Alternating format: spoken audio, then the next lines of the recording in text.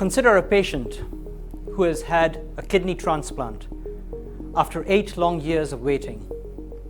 And imagine if the kidney was rejected soon after, simply because the situation was beyond repair by the time the patient arrived at the hospital. Kidney rejections happen in nearly 30% of cases. But what if doctors could remotely gather data from a patient's home and use predictive algorithms to identify patients at risk of developing complications as well in advance to prevent such life-threatening situations? Or let's consider the dilemma faced by doctors treating prostate cancer. How do they strike the right balance between removing the entire tumor and preserving the critical structures that are so crucial for controlling continence and potency? What if damaging the critical structures around the tumor leads to lifelong incontinence? Surely that will have a severe impact on the quality of life of the patient and his mental health. And what about the tens of thousands of euros which will have to be spent on diapers or pads for the rest of the patient's life? Well, imagine if we could have a dashboard that integrates all the data that's needed to help clinicians decide on the best strategy for performing surgery. And what if that dashboard could go a step further by using AI algorithms to predict the longer-term outcomes of a patient for a particular type of surgery, not only from a clinical perspective, but by taking the human elements into account as well, quality of life and long-term costs of care. And speaking of human elements, while it's common to speak about the quality of care of patients when it comes to healthcare, we often forget about those who are responsible for looking after the patients. Nurses, for example. Let's consider some figures. Approximately 38% of nurses suffer from burnouts annually. 28% of nurses quit within 3 years. And did you know that nurses can spend up to 30% of their time just searching for equipment? You simply can't blame them if they get frustrated, isn't it? Imagine if we could have a system that completely eliminates the search time through the use of real-time location information so that nurses can focus on what really matters, having time to provide patients with quality care. Well, actually, there's no need to imagine anymore, because the 3 examples I just described are among the pilots that we have in the BigMedilytics project. Having received 15 million euros in funding, the BigMedilytics project is one of the largest projects to have been funded by the European Commission dealing with the use of big data in healthcare. The primary objective of the project is to demonstrate what it takes to scale up the use of big data solutions across the healthcare sector, covering healthcare providers to health technology and IT companies, to payers, pharma, research institutes, and universities. To demonstrate this, over the past 3.5 years, this consortium, consisting of 35 partners, has executed 12 pilots, covering a diverse set of topics across 3 themes: population health, oncology, and industrialization of healthcare, which essentially refers to the optimization of workflows within hospitals. What's important to highlight is that all the pilots have been deployed in real clinical settings, and this is the unique aspect of BigMedilytics. Often, there's a tendency to think that big data projects are just about applying the latest AI algorithms to large data sets, and that if your algorithm performs well, you have a winning solution. But healthcare is very complex. Rolling out successful big data projects in the healthcare sector at scale requires intense collaboration between people with highly diverse backgrounds who usually don't collaborate with one another.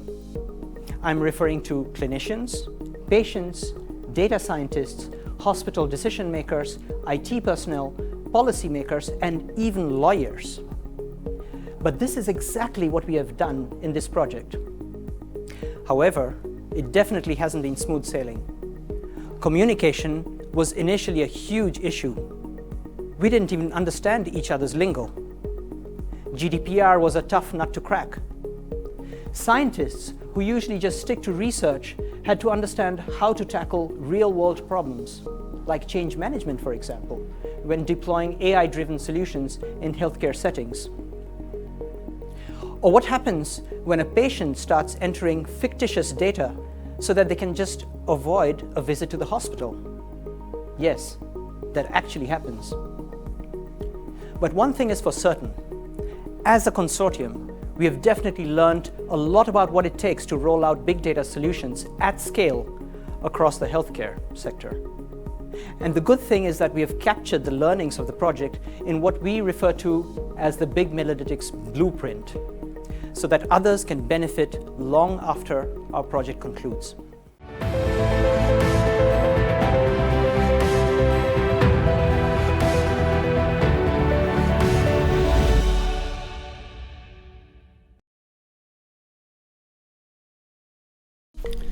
The BigMedilytics project applies big data and AI technologies in healthcare, with the overall goal to reduce costs, improving patient outcomes, and delivering better access to healthcare facilities.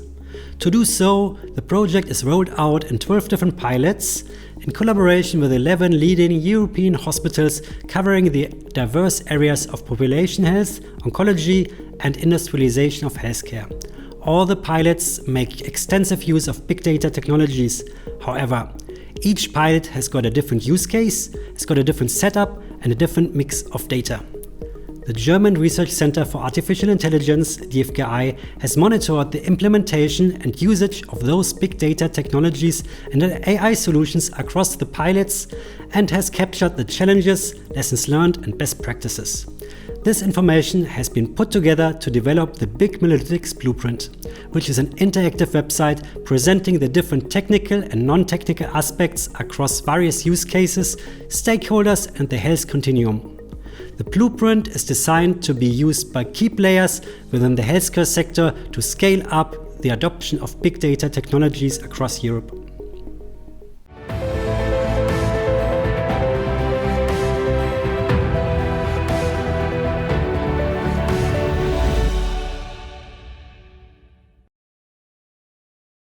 In the BigMedilytics project, the Erasmus University studied, amongst others, the uptake of big data. We interviewed external stakeholders on European, national and healthcare organizational levels. Additionally, we held interviews with pilot project leaders and group interviews with the 12 project teams about their experiences. Based on this data, we developed causal models. A causal model is a visualization tool of how actors and factors influence each other. Causal models are helpful to understand how self-enforcing patterns can be broken down and how this can change things. Big data in healthcare is an emerging field where innovative technologies offer new ways to extract and reuse information. We made 3 videos explaining our causal models and insight on the uptake of big data technology. A causal model that explains how the innovative nature of big data is slowing down the uptake of big data. A causal model that explains the interdependencies between the actors and the factors of different expertise and their rules and regulation. And a causal model that explains how to measure the productivity of big data. We use this tool in the BigMedilytics project to understand the uptake of big data technology in healthcare. Tying together the pieces result in a causal diagram, which depicts the opportunity to change the current, sometimes hindering aspects.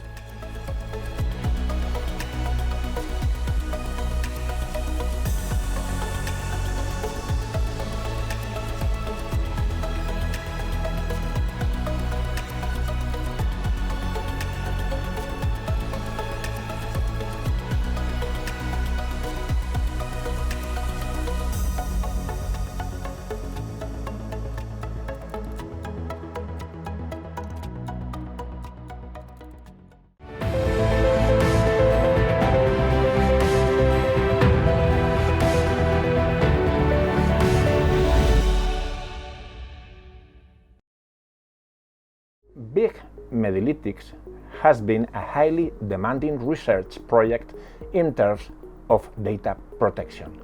This is due to the large number of research activities or pilots, the number of partners or agents involved, and the variety of techniques employed. For each implementation, we had to take into account the following requirements. First, we have to ensure the compliance with ethical principles of biomedical research. Second, we have to develop an approach to GDPR compliance by applying a risk-based and data protection by design and by default approach. We trained our research staff and developers, and we have to take into account specific requirements at 3 levels. First, ensure appropriate anonymization processes. Second, take into account privacy by design strategies for programming mobile applications. And third, take into account specific requirements in the use of geolocation devices. We can highlight several lessons learned. The European space for health research presents serious asymmetries between countries. Differences in legislation clearly act as a barrier to cross-border research. Ensuring the right to data protection requires a high level of commitment from the whole team. We have developed innovative solutions by generating repositories with anonymized data that incorporate additional safeguards. First, the limitation of physical or logical access to data. Second, traceability of access. Third, we adopt security measures of the same level as required by GDPR for personal data.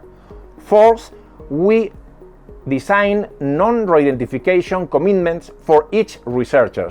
And finally, we provide the partners with data sharing agreements.